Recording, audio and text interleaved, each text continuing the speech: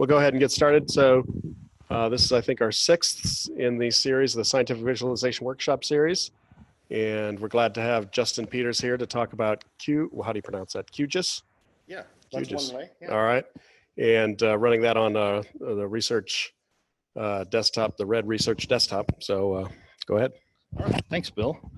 A couple of things I might add in addition to my research analytics staff, full-time staff member. I'm also a PhD student here in SICE, Information Science Department, and I'm also a research affiliate of the Indiana Geological and Water Survey. So we'll be using some of their data today, so I wanted to make mention of that. Long title, LIDAR, Elevation Data and Aerial Photography Visualization using QGIS on Research Desktop. So let's get started. I really only have a few slides I'm going to work through, and then I'm going to try really hard for some live demos because I love living life on the edge and nothing can ever go wrong on live demos. So we're going to try it. So we've got a few objectives for today. I'm going to cover what is LIDAR data, and then what can I do with the point cloud data that's acquired from a LIDAR data acquisition, some resources on where I can go grab some of this data. And then I'm gonna actually work through using some tools for visualizing elevation data I mentioned on QGIS on Research Desktop. So the slides should go relatively quickly, and we'll be into the demo phase of the presentation pretty quickly. So I won't be just sitting here talking very much. We'll be actually working through some visualization. So let's start. What is LIDAR data?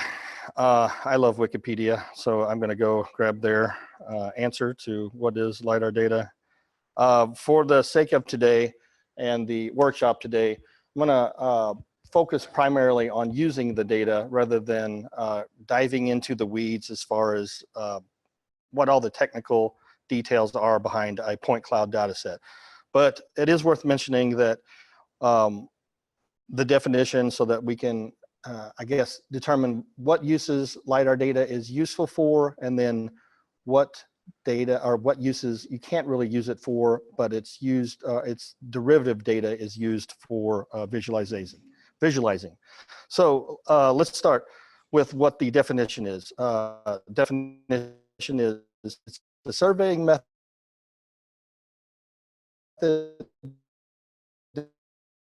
measures distance, laser lights, and measuring the reflections with a sensor. The sensor can be, I guess, very technically advanced. And, oh, my internet connection is unstable. All right, that makes two of us. All right, so okay, back to the definition. And then the sensor, as far as how advanced the sensor is, it can either classify these points based on how long it took for the reflection to come back to the sensor, or what the intensity of that return of that laser pulse is, and kind of classify these points. So we're going to look at a couple that I pulled up already. We're going to look at a point cloud here of campus. And the definition, it really is, it's not really as high definition as it is on my screen. So it really doesn't look as nice of a visualization as it is here, but you'll have to take my word for it. What we're looking at here, this is the Wells Library East Tower, West Tower, 10th Street and Jordan. As this rotates around, we're actually, the East Tower is back here, the West Tower is back here.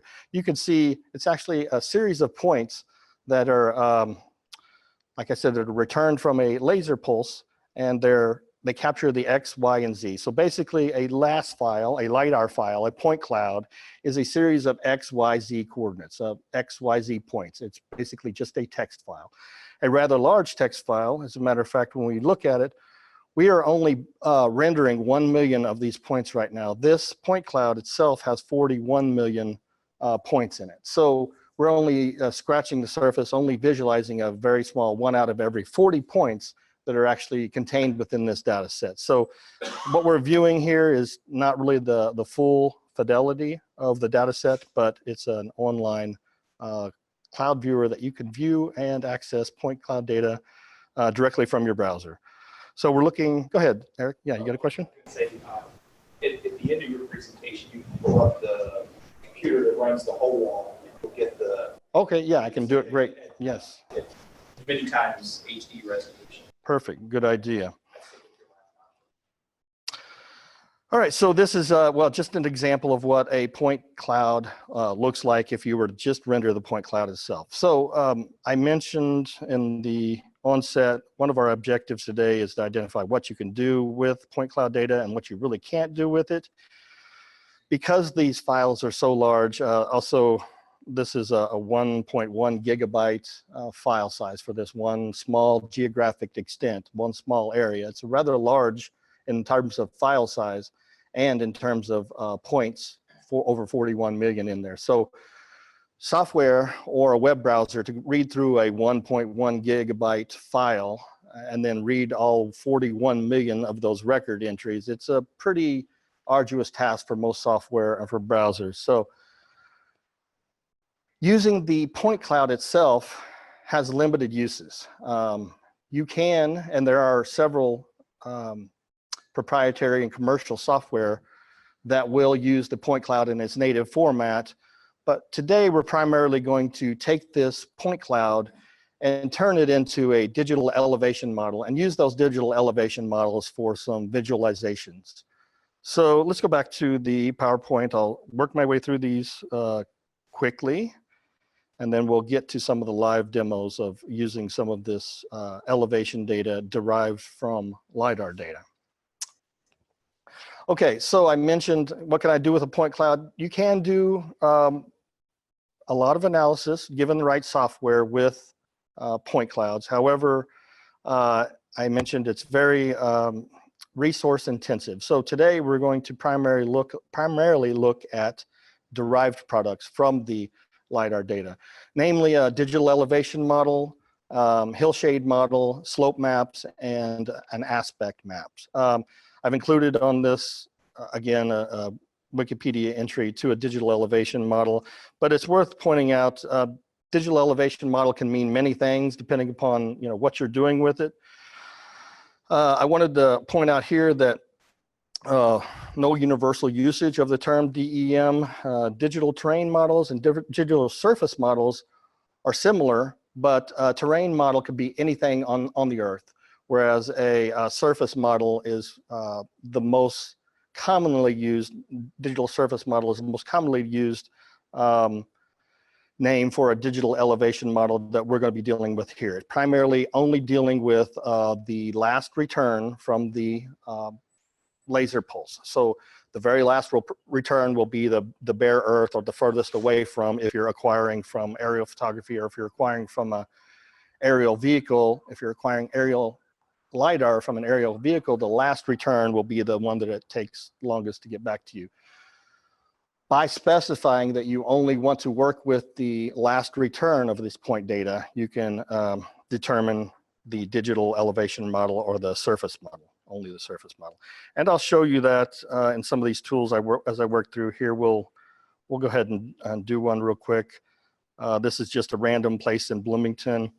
I went through and read the point cloud. I want to either look at it 3D, oops, and I want to render only the ground. So each one of these points that are in this point cloud have a classification, based on what they are. Some of the software and the vendors that collect this data will go through and classify each of these points that come back, and they'll give it a classification so that we can go through and look at, I only want to look at buildings, or I only want to look at, well, that one's not classified for buildings, but I only want to look at vegetation, or I only want to look at the digital or the bare earth. So in addition to the XYZ value obtained by this lidar data, and in this lidar point cloud, there are also classification and attributes of each one of these points.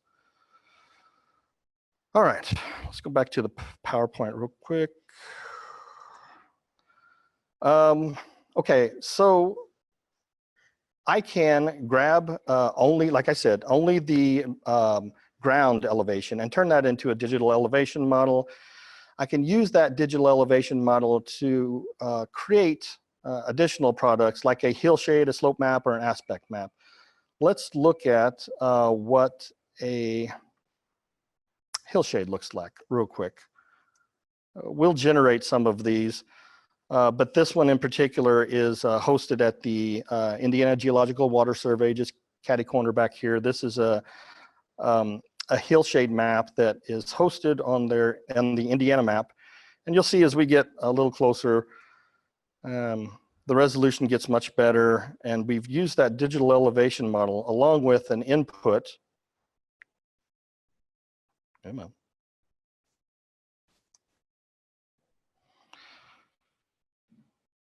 See, nothing ever goes wrong on live demos. I may be asking too much of my laptop here. Anyway, you get the idea. A hillshade, you specify an azimuth and an angle to the sun. And you can see here that it looks like the angle, I think they used 45 with an azimuth of what, 315, just 45 degrees short of 360, where the shade, the hillshade, is actually showing shades, or yeah, it's showing shade on the exactly 180 or yeah 180 degrees. It's coming from, the sun is coming from 315, so 180 degrees from 315 is where the actual shadow would show up. So let's go back to the PowerPoint.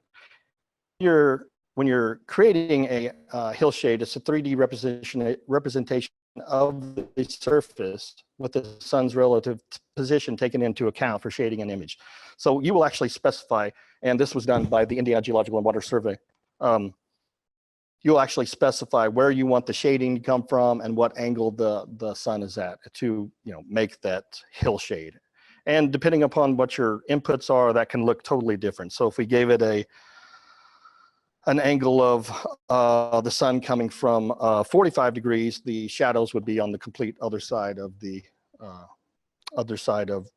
image. Slope map and aspect map, we're going to create these. I don't have any examples to show you real quick, so I'll just give you the definitions right there. Basically, slope map, you have an option of specifying whether you would like degrees or percent slope, and it gives a color for each value based on what the slope is. We'll look at a couple of those. Also, aspect, similar, it's the downward sloping terrain from 0 to 360 or 359.9. Here are some examples of what each of those might look like, depending upon the terrain. Elevation, digital elevation model. That's what we're looking at first there. The slope, the hillshade, and then the aspect, and multi-directional hillshade kind of shows you what I was talking about, that the multi-directional, the shadow can be coming from several different locations instead of just one angle. And then some elevated tinted hillshades there. All right, and then as far as acquiring data, so the other objective is to let you know that this data is out there, and then how to go about getting it. This gis.iu.edu is the Indiana Spatial Data Portal, one of the resources that we manage at Research Technologies to enable access to this data. It's publicly available, so I'm just going to walk through quickly how you might go acquire some of this data, some of this elevation data. So if we download, multi-file download tool, it takes me to a login screen. My credentials are saved, so I'm going to log in. And I'm just going to say search by files and use my GPS location to determine where I'm at. And is that even going to work here? No. All right.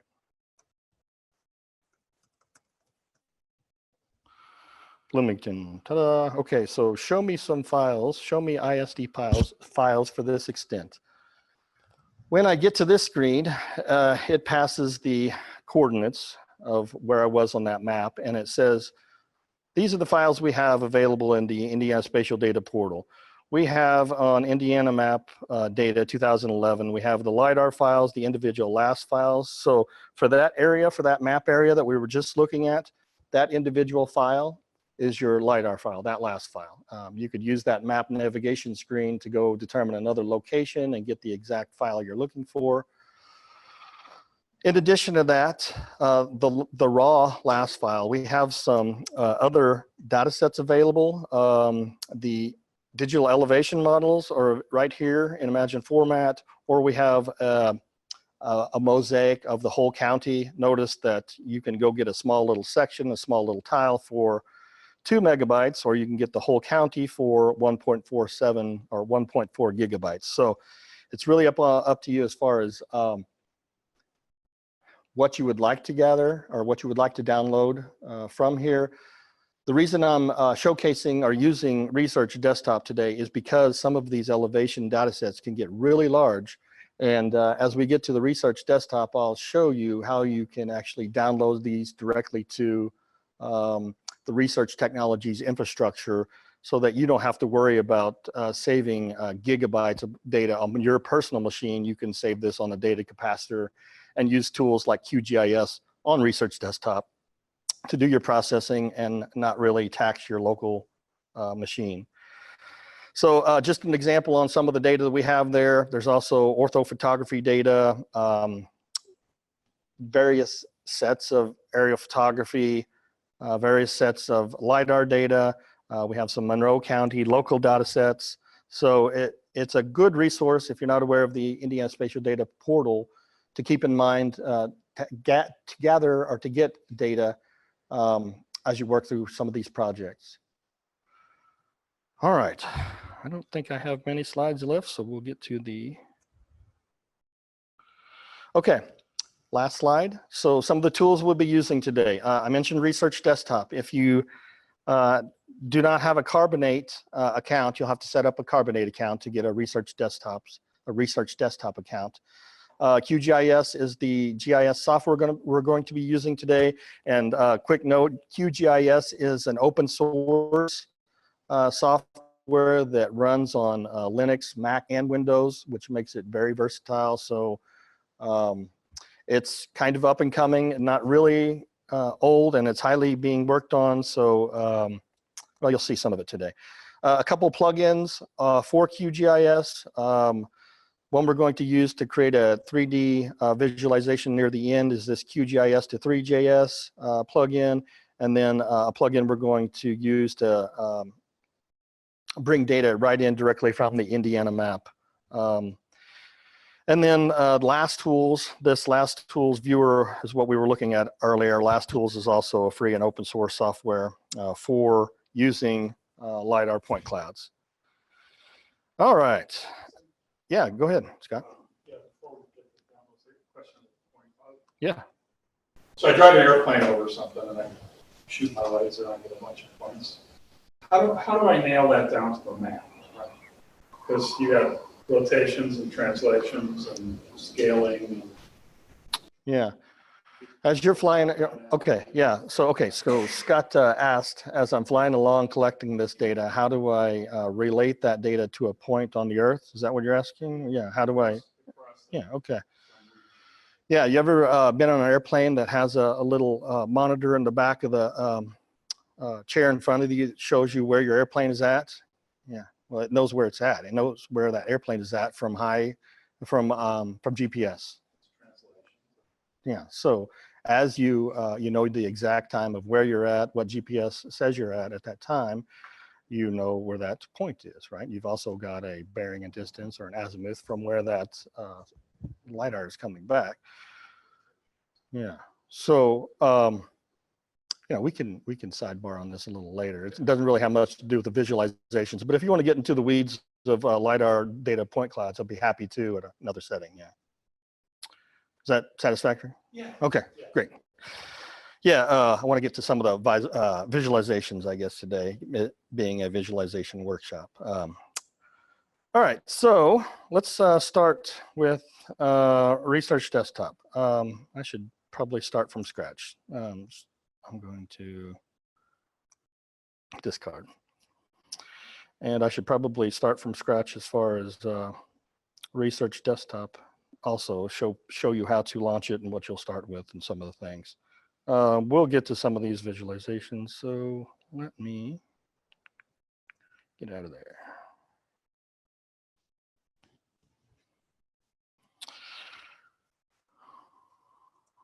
All right, blank slate. When you log into ThinLink, this is what you'll log into. And that knowledge base document that I shared, the link to the knowledge base document about Research Desktop, will actually walk you through how to get this client, how to install it, and how to log in. But essentially, this turns your machine into a similar to a, what do they call those? Like a remote desktop session for Windows. It's basically like a thin client. Well, it is a ThinLink thin client. So when you log in, type your username, password, and say connect, it'll pull up the CAS Duo authentication, then you'll be launched into a screen just like this. So this is what you'll get by default as soon as you launch Research Desktop. The great thing about Research Desktop is I've worked in research technologies for many years now, and the research infrastructure that Research Technologies provides is great, but coming from a Windows background, a GUI background, you actually had to know how to get into some of these resources like the Scholarly Data Archive, like the data capacitor, and like the supercomputing systems like Carbonate, what we're dealing with right now. When well, Cars Desktop came on board, and then the successor to that, Research Desktop, what we're looking at here, it provides a GUI to all of these resources, one graphical user interface that'll allow you to use all these resources, and software on those resources in a fashion that's similar to what you may be used to, or what I was certainly used to using Windows. So like the data capacitor, there's no limit on what you can throw as far as data in the data capacitor. I've got all kinds of data in here, and there are 396.2 terabytes of file storage space left available. But it essentially turns it into a right-click copy, right-click paste, copying files from either the Scholarly Data Archive to the data capacitor or to your home directory on one of these supercomputers, like my home directory right here. On Carbonate, I can say paste, copy that directly from the data capacitor and put it on my home drive, or vice versa. I've also got on this Research Desktop thin drives, so that, hitch up with me.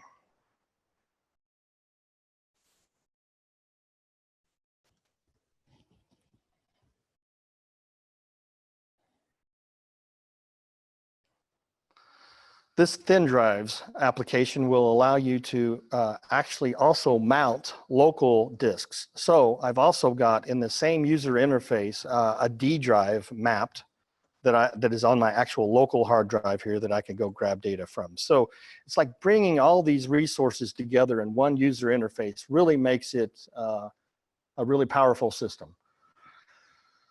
So let's start using some of this data we got. We're looking at QGIS today. So from the applications menu, and there's some slow lag time, I think it may be my internet connection. From the applications menu, geographic information systems folder, there's an option for QGIS. It's going to say, okay, it may take a minute or two to start up. That's fine. We'll let it do its thing.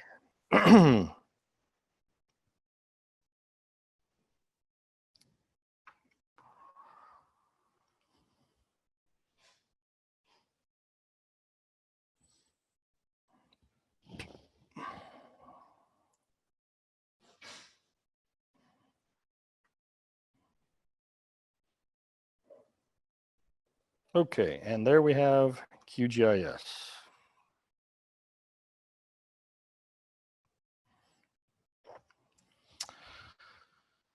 All right, we got a blank slate.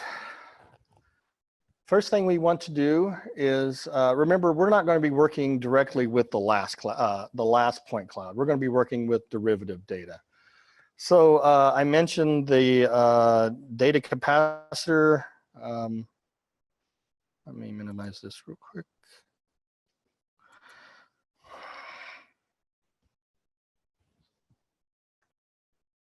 that's where I have much of my data that we're going to use today, or that I've already downloaded and staged. And here's the actual file path in data capacitor 2, scratch space, and then my username. I'm just going to copy that real quick, and then I'm going to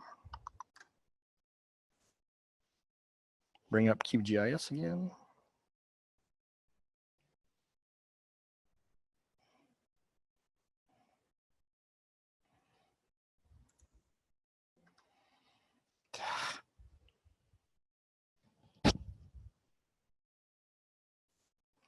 Bear with me here. I'm going to move that taskbar out of my way. Let's put it over to the left.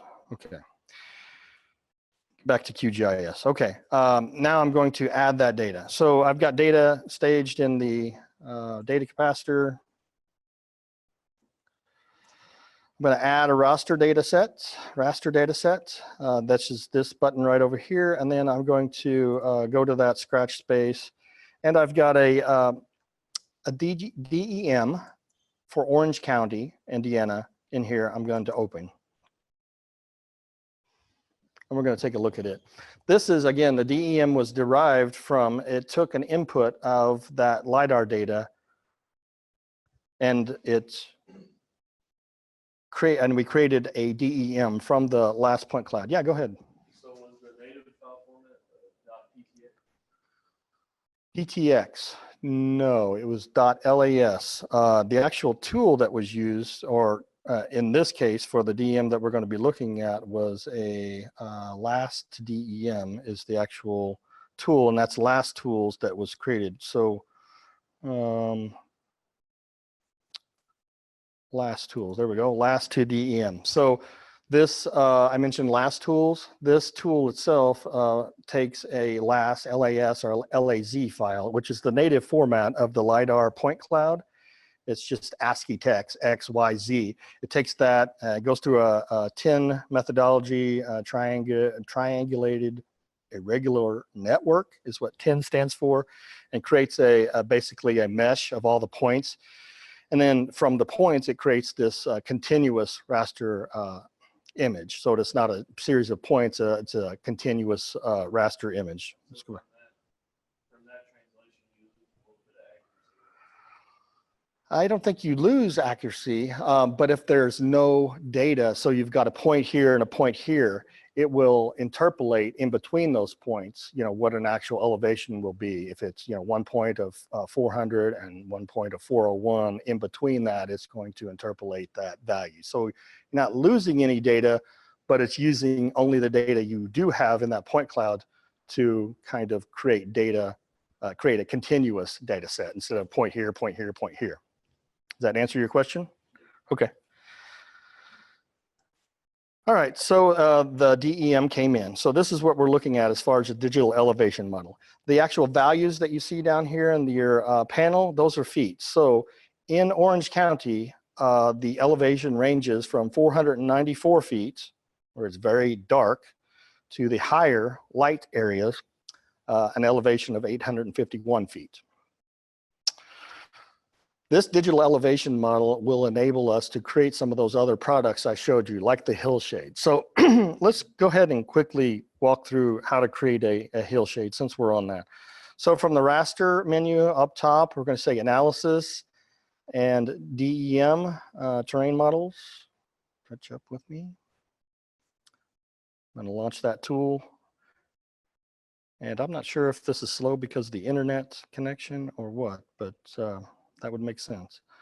So you specify your input DEM, and then I mentioned you can specify the azimuth and the altitude of where the light's coming from. I also want to give this some vertical exaggeration. In Indiana, we don't have a lot of relief, so in order to make this an actual 3D hillshade that has that shows some relief, I'm going to say exaggerate the Z 3 times. And I'm going to run this. Oops, I didn't select an output file, but that's okay. It should run. Nope. Okay, I need to specify the output.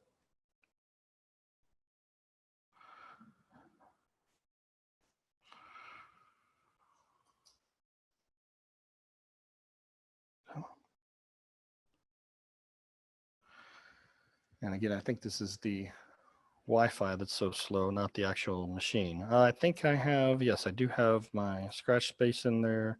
And I'm just going to call it out HS, out hillshade, and give it the TIFF extension and save that file and run it. And this time it's actually running. I've tried this before. It's a whole county's worth. We're creating about a gig a bit, or 1 gig file, a file of a gig size. So it takes a little bit, but not too long. So I'm hoping I can just sit here and talk for a moment or two, and then it'll pop up. But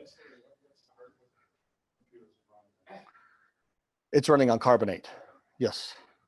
Research Desktop runs on Carbonate. Yes, go ahead. Does your minimum and maximum values there take into account trees and other things like that? So, okay, so good point. Digital elevation model only uses the last return. We're only using bare earth. So we've stripped out all those from that point cloud that had the trees and had the buildings. Those points had classifications. We said only use the points that had a classification of ground to create this digital elevation model. So those were removed beforehand. Okay, process completed, and we've created a hillshade here. And okay. And close. We're going to zoom in and take a look at some of these, or look at this real quick as far as visualization.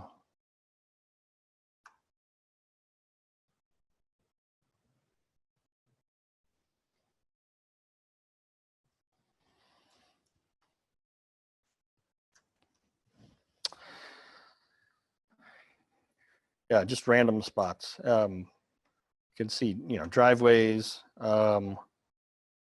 Let's go back a couple. I want to look at,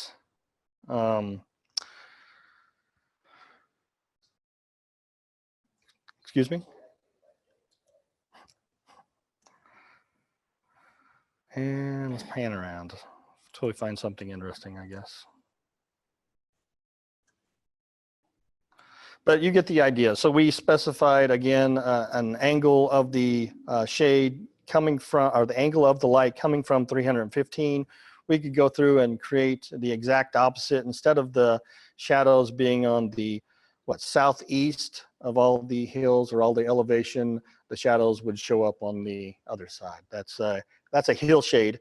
This is a hillshade generated from a digital elevation model. The digital elevation model was generated from the lidar point cloud. So we're looking at derivative data from that lidar point cloud. This digital elevation model, or this hillshade that we're looking at right now, and the supporting digital elevation model is really high definition compared to digital elevation models that were created without using lidar data. So prior to lidar data, prior to going out and getting a point cloud for the whole state of Indiana, we had generated digital elevation models for the state of Indiana using only contours. And we can look at that hillshade and the difference between that hillshade. As a matter of fact, let's do that. The difference between the hillshades generated using a elevation model that was derived from the point clouds versus an elevation model that was derived from contours, night and day. You don't get near the definition that you get here as far as these little gullies washing into. So I'm going to go ahead and show you that. I'm going to add an ArcGIS. And bear with me, I'm going to go grab the URL from right here.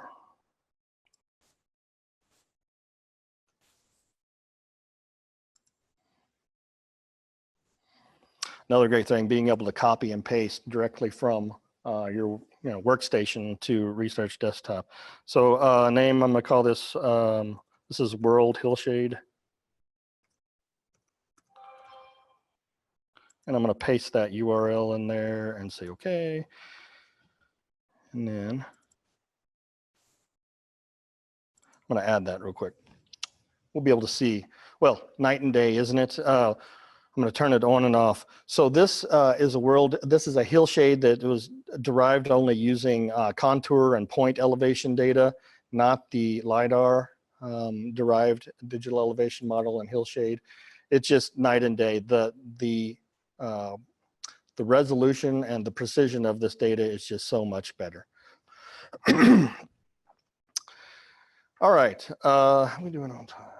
4:36, okay, plenty of time. All right, I'm going to walk through this data that we're looking at right here that we created as a locally created hillshade. We created this locally and I stored it on the this out hillshade. If I go look at the properties, I stored this on the DC2. We created this, it's a local file. It's only one county and it's a rather large data set. It's let's say a gigabyte for this one hillshade for one county.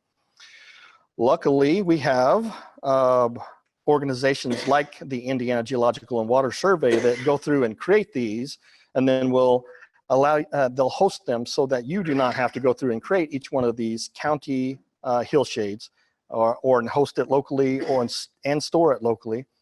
So one of the, move this guy again.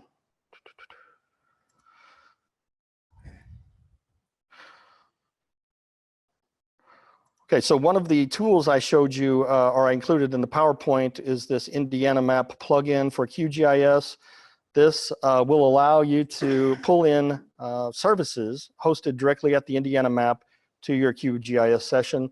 I mentioned the lidar hillshade that they had. Let's go ahead and pull that in, and it's down here in reference lidar hillshade. There it is. And I'm gonna add that real quick, and it adds it to our map session. You can see that uses basically the same data, a little bit different settings to generate that. But if I go look at this, again, this is statewide. This is a statewide layer that's hosted on the Indiana map. So we're connecting to a map service and streaming this data in rather than hosting it locally like that one we had just created. If I turn that off, you'll see the one we created, the hillshade we created locally. It just uses different colors, but you can see same data. And again, our local copy is only for Orange County. That's all we did. Whereas this one that we're streaming in from the Indiana map, from the Indiana Geological and Water Survey, is for the whole state. So you can go create your own, or you can connect directly to a service like Indiana Map and bring that data in directly from there. I'm going to bring in, while we have that tool up, I'm also going to bring in some aerial photography just so we can get a sense of where we're at.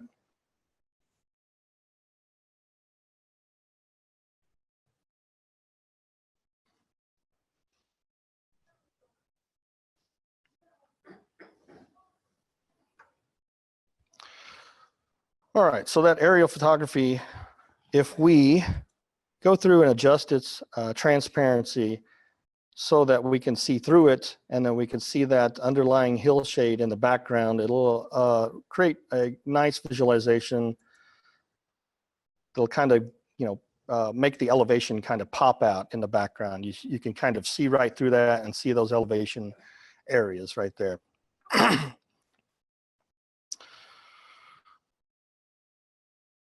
Okay, anything else we want to bring in from the Indiana map? This tool will allow you to do so. If you wanted to bring in some contours just so you can see, actually where you are, you could do that, or any of the other layers, you could do that. I'm going to leave it as is right now. We've got enough in there. Okay, so another one of the products that we talked about was slope and aspect. Let's create a slope quickly. Same process. Through the roster menu, I want some analysis.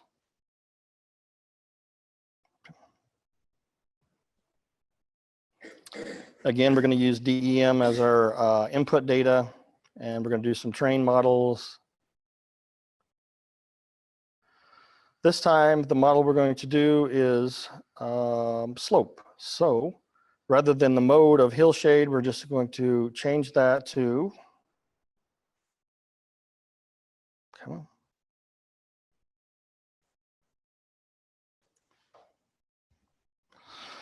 Slope, I mentioned you have the option of using, oh no, that's for aspect. You have the option of using degrees or angle. For this, it does not look like you do have that. We're using the band 1 for that. There's only one band. And then we're going to output to the same spot. And I'm going to call this out slope. And it's also going to be a TIFF image. And again, it takes a few moments to run, but not that long.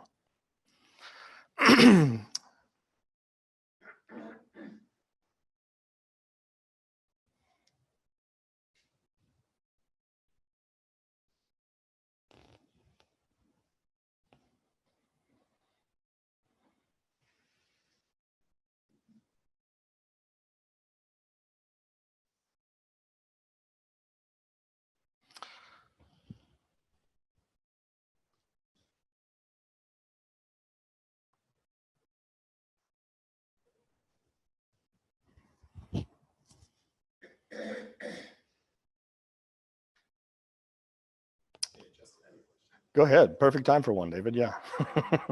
The other hillshade datasets on lidar, where did those? Okay, so what elevation data you have outside of LiDAR data? Okay, this is done, and we're going to see the slope turn. Before we had LiDAR data, we had contours and we had, benchmarks, point elevations. Here's an actual benchmark that we know the actual height of that. Those were our inputs. So that's all we really had. So the contours were the. We're walking around. No, so yeah, where did elevation contours come from? Is that what you're asking? Yeah, from the USGS, USGS topo quads. And those, I don't know the exact origin of the contours as far as how they're created, but I know that they were created from those USGS topo maps, and they're on there. It's the same data set. They were digitized from that. But I think those were actually created using that stereoscopic overlapping the heads-up digitizing using that stereoscopic process. I'll have to dig further into that if you want more details, but yeah, but the magnitude difference is, it's just glaring. Okay. So there is our slope image in the background. As soon as I get rid of this, okay, and close, you can see the actual slope and the out slope. These are what, angles from 0, so downward up to 23 degrees. The very light areas are where those slopes are very high. If I were to, like I did the other ones, if I were to select that layer and give it some transparency options, kind of make it see-through, does it add any value to the visualization? Let's see, maybe if I adjust that a little bit and made it more, yeah, it might help a little bit. All right, and then the final one, same process with aspect. We're going to use the raster menu analysis and digital elevation model, terrain models, and this time aspect. Okay, so rather than running that this time, I've already generated an aspect, I think, so I'll just load it in. Yeah, so there's aspect if you want to see what it looks like.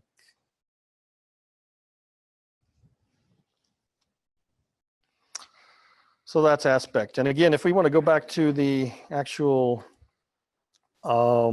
definitions of these, aspect represents the orientation of downward sloping terrain in degrees, clockwise from north. So where that's actually down sloping.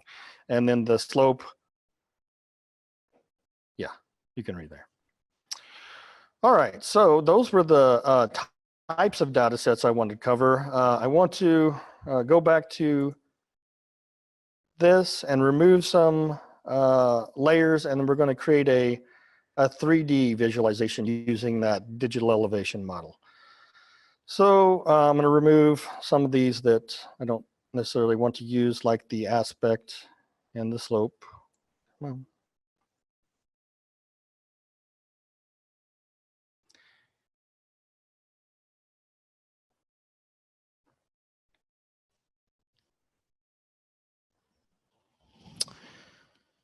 All right.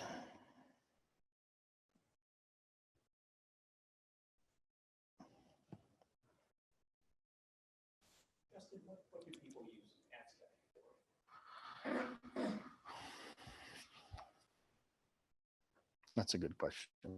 I don't know. No, I guess geologists may use it for notifying outcrops or like-minded slopes. I don't know, well, not necessarily. Well, I mean, it goes downhill, yes, obviously, but I don't think that's not necessarily your hydrological model doesn't necessarily follow aspect everywhere, right? Especially if it backs up.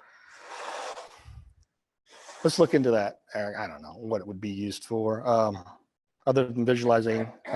No, I do. Here, it's actually right here in this, right.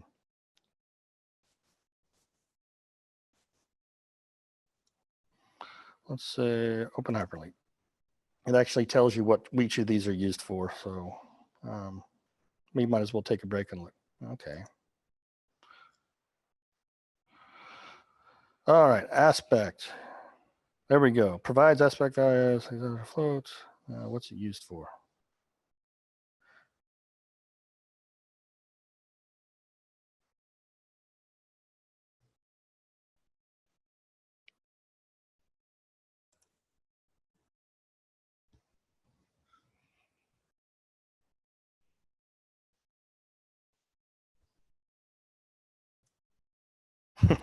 It doesn't even say what it's used for. All right, we'll have to look into that and get to it. Moving on.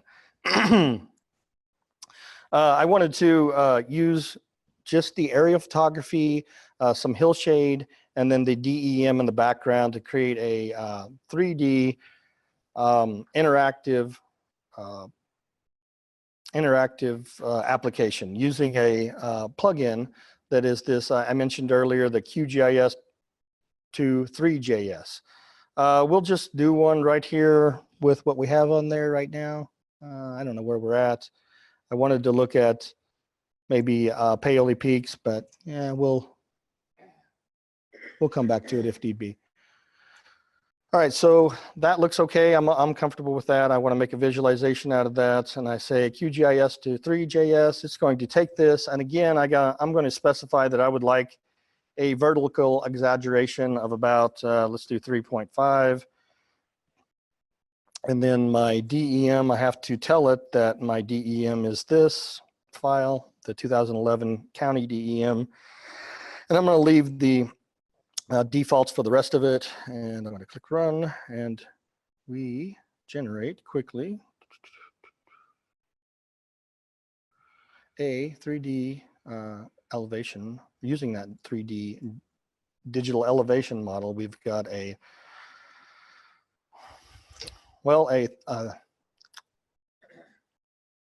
interactive 3D visualization based off that digital elevation model. And I can zoom in and take my look around. Whatever layers I have in my map are kind of draped over top of that digital elevation model. So if I had other layers in here, and I can add a couple just to show you. Scoot over. And the lag from the internet and the difference between definition of what I'm looking at here and what I'm looking at there is a little different, but you get the idea. You can, get a sense of the elevation for any area using these digital elevation models. If I were to, let's go back to QGIS and do the same thing, but this time I want to add some contours, and I think they're under reference.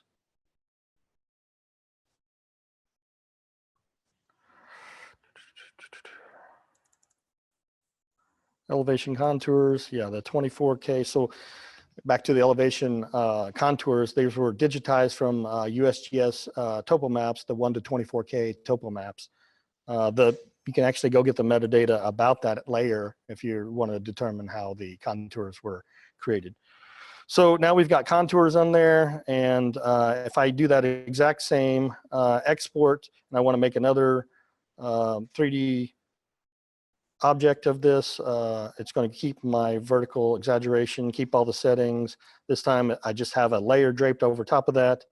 So it should be the same visualization, but with, you know, that layer of contours added on top of it. So now I can, you know, zoom in and work around and actually see, you know, where those, you know, crowns and points, how those contours actually work with that.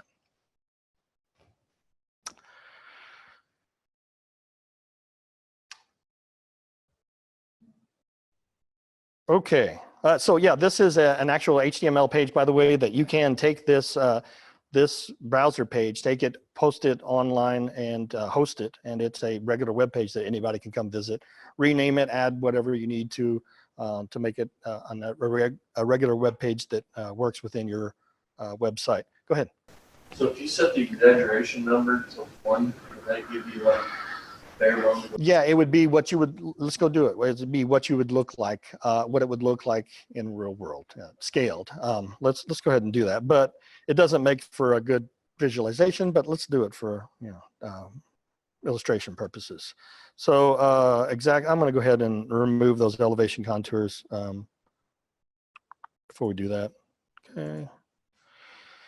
And this time we say vertical exaggeration of 1, just plain.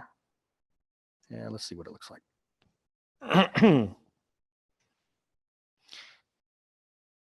You know, I chose Orange County and Southern Indiana because it is one that has some of the most relief. Southern Indiana has the most relief. And without exaggerating relief, you know, this area right here is, you know, pretty rolling. If you were to, you know, go look at one of the counties in Northern Indiana, this would look, you know, just nothing there. So. You actually, if there an exaggeration factor big enough to make the area around looking. Oh yeah, I mean, sure.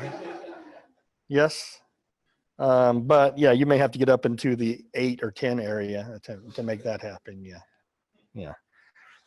So, yeah, that was it. That visualization right there, the ones we're looking at right there are basically the grand finale. We looked at the types of data sets that I wanted to cover and how to use them and how to bring them into QGIS and how to export a web page, interactive web page with this data so that you can host it locally or do whatever you want with it. And we're, what, 5 till 5? Questions? Can I go ahead, David? Yeah. What kind of controls? Oh, yeah, you want to, yeah, let's look at the help menu. Oh, yeah, good point, Essen. Okay, David asked what kind of controls are available in this QGIS to 3JS. Here we're looking at them right now, all the actual, what you could do with it, how to use it. If you know how to use 3JS, and 3JS, by the way, similar to the talk you're going to be doing later, it's kind of like the D3, a JavaScript library that you can create well, interactive web pages with. So if you know how to use 3JS, you can use this as your starting template and then go ahead and add whatever customized code or customized controls you wanted. Yeah. Is it possible to export 3D data as OBJ or STL? Yes. So plugins, good point. I should have made that. Plugins are what make QGIS run. So the base package of QGIS is awesome. We looked at a couple plugins, the Indiana Map plugin that I had created, but there are so many other plugins. So let me say manage and install plugins. And if I look 3D, so DEM to 3D will create OBJ, you know, objects that I can actually 3D print these elevation models if I wanted. There are several other ones in here, view 3D points, or, you know, but plugins is where that, it's not actually in the base package itself. Those are Python plugins that the user community creates. And yeah, we've actually looked at a few of these. What was some of the other formats? The OBJ was one of the 3D printing formats. There was another popular one that I can't remember. Yeah, and that, is that one even mentioned here? But yeah, let me, what was it, STL? Yeah. So this one will support it. This one will support it. So yeah, it's a matter of just finding the right plugin. And if the plugin doesn't exist, and if you know Python, you can just create your own plugin and do that.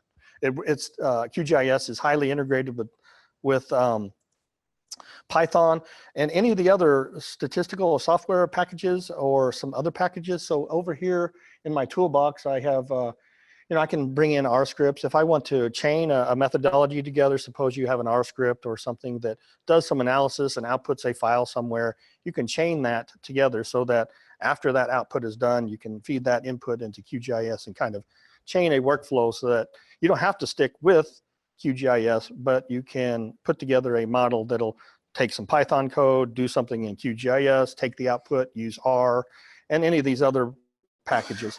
I mentioned LAS tools. There's a lot of the tools that tools for lidar over here. So you can take these LAS. So we mentioned LAS to DEM, but you can take two LAS files, well, a LAS difference, my input LAS and my new LAS, and say, what changed in between these two data collections? Was there a building that was created? Did somebody, remove a forest and actually get some quantifiable metrics as far as change between two data sets? A lot of other geo algorithms and tools over here that are included that just not going to have time to cover today. Yeah. Does QGIS work for other laser point clouds types other than this kind of geographic data? Like we have like a 3D point. Yeah. Okay. Yeah. Let me repeat the question. So he asked whether or not QGIS will handle other types of LiDAR collected data. And I think what you were getting at there is the difference between terrestrial LiDAR data that's collected maybe indoors and as just a laser scan of a place horizontally rather than vertically. And the answer is yes, the file formats are going to be the same. But remember, QGIS does not work with the point clouds directly. It normally takes and GIS packages in general, while you can use some of the raw LiDAR files in some GIS packages, you will primarily work with derived data from that last point cloud. But as far as the last point clouds are concerned, yes, the viewing that 3D point cloud, whether it was collected terrestrially or through aerial collection, the same process and the same file formats. Yeah. So if you were trying to compare forestation levels, for example, over time, what would be the level, like, so you wouldn't want the ground level, what is the name of the level that computes that data? Yeah, so here, this is LAS Tools, a LAS viewer. And what we're looking at right there is only vegetation. So I'm saying render only, draw only vegetation, but I'm going to say draw only ground, okay? So, and now I'm going to go back and say render only vegetation. So what we're looking at right there is vegetation. I can create a digital surface model of just the vegetation, and you would do that last difference, the difference between two LAS files, using only those points that are classified as vegetation, and you can do a LAS diff and determine what's the volume difference, or how much difference is there between these two files. Does that answer your question? I did not repeat the question. I'm sorry. I should have. For those listening at home, she asked, how would you compare vegetation among two different LiDAR files, two different LAS files? And I think the answer was pull out only those vegetation point clouds or vegetation points and compare those to only the vegetation points of the other data sets. And sure. If you had, let's say you were trying to compare from a time that only had the QSGS, the older pre data. Would there be a way you could import that and then compare? Or how does that? Yeah, so okay, so the question is, I think, comparing digital elevation models, an older digital elevation model that was created from input data of contour lines versus comparing that to a digital elevation model that was created using LiDAR data as the input. And yeah, you can compare two DEMs similar to the last difference compared to. What you would notice, or what you'll notice is, well, what we looked at there, and I highlighted that again, but the definition, or the high definition of those little stream channels that just don't show up in that older digital elevation model, just because of the limitations of the data that was used to create it. But you can compare those digital elevations and get a difference. How valuable that would be because of the limitations of the older data, I don't know. Does that answer your questions? Yeah, Essen. How do you, or how do the data collectors make the differentiation between different, I guess, attributes of the point? How do I know something is vegetation underground? Okay. On the roof, like, green covered rooftops, like, how do I know it's a building? How do I know it's ground? How do I make that distinction? Okay, the question is, on these LiDAR point clouds, points are classified as either vegetation or ground. How does that classification take place? Is that your question? Okay, yeah. So sometimes it's done automatically based on the intensity and the time that it takes for that return to come back. So your very last return, that's going to be your ground. That can be automatically, you can automatically classify a lot of those. There is cleanup that takes place from the vendor that collects this data before they deliver it to whoever purchased the data. There is classification that takes place. They will go back to the office, look at the point cloud, and start classifying these, select a bunch of points at once and classify those based on what they see, what they are. They'll also have that area of photography, and they'll make that decision and classify that. In many cases, the data that we're looking at, it gets very manpower, it's very difficult to classify every one of those, and very expensive. So some of the data sets we're looking at, like I said, if I'd go to and say render only buildings, there are none there. So they, in this data set, they did not take the time to say all these points are buildings. If I go back and say render all returns, you'll see there are buildings here. But they did not take that time to actually go classify all those points that constitute a building as a classification of building. They only classified a few.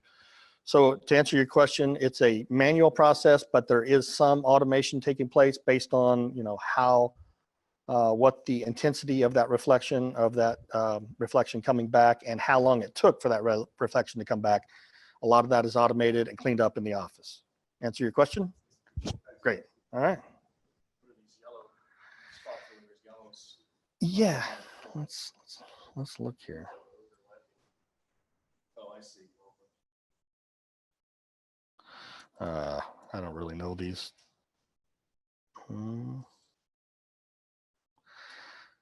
Not really familiar with these controls either. You'd have to, I guess, work with the controls to zoom in, or actually go look at the raw data or the digital elevation model that came out of that data. I don't think there's a zoom in here. So this, yeah, while it's just a little last viewer, it says it's a free and open source tool, not a lot of advanced functionality.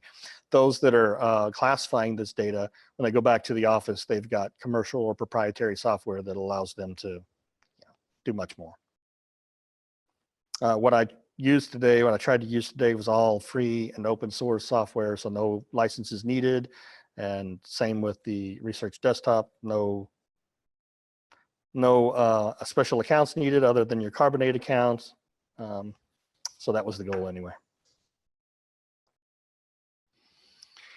Any additional questions? Go ahead, Essen. Yeah. Is the presentation available somewhere? Yes, this PowerPoint will be made available on the Encore or on the Canvas site, and then the Zoom recording is also going to be recorded, available there. But I can also make it available to anybody. Pretty easy to find. So.